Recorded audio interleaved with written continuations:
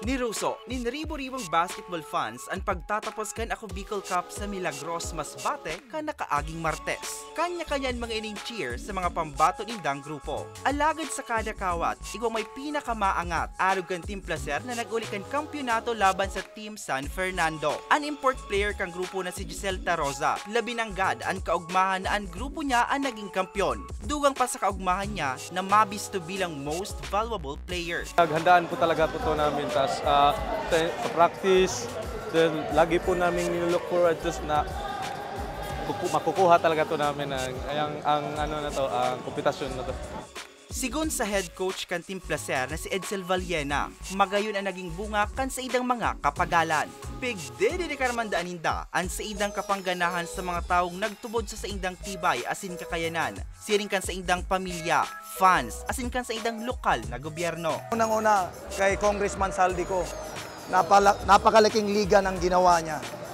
Sana magtuloy-tuloy to kung maaari, sana mananalo uli para magtuloy-tuloy yung liga. Kahit naman siguro hindi, basta maging masaya tayo.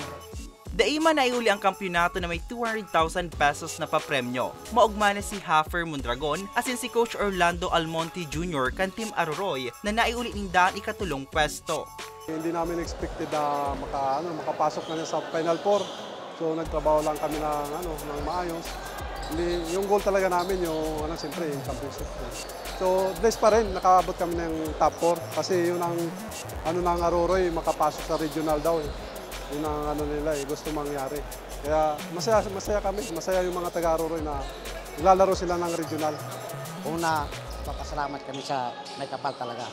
Kundi dahil sa kanya, hindi namin makukuha itong panalo to. At saka, nagpapasalamat kami sa Ako Bicol Party List na pagbigay ng opportunity ng ganitong liga dito sa Masbate.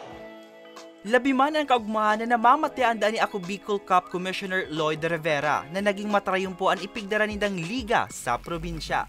Una-una pala gusto ko na magpasalamat kay Kong Saldi at sa Ako Bicol Party List, kay Kong Gil Bongalon po sa dream tournament natin na which is Inter-Province Ako Bicol Cup. So, top 4 ng kada provinces, ayun ang maglalaban-laban sa Inter-Province. So, yun lang po yung abangan natin.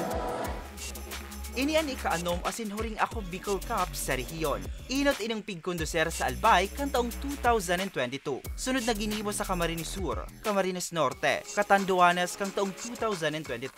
Asin pigdaraman sa Sorsogon ngunya na taon. Mientras tanto, bako daini ang pagtatapos kang pinakadakulang liga sa Kabicolan. Hulita magiging kaabang-abang man ang Ako Bicol Cup Inter-Province.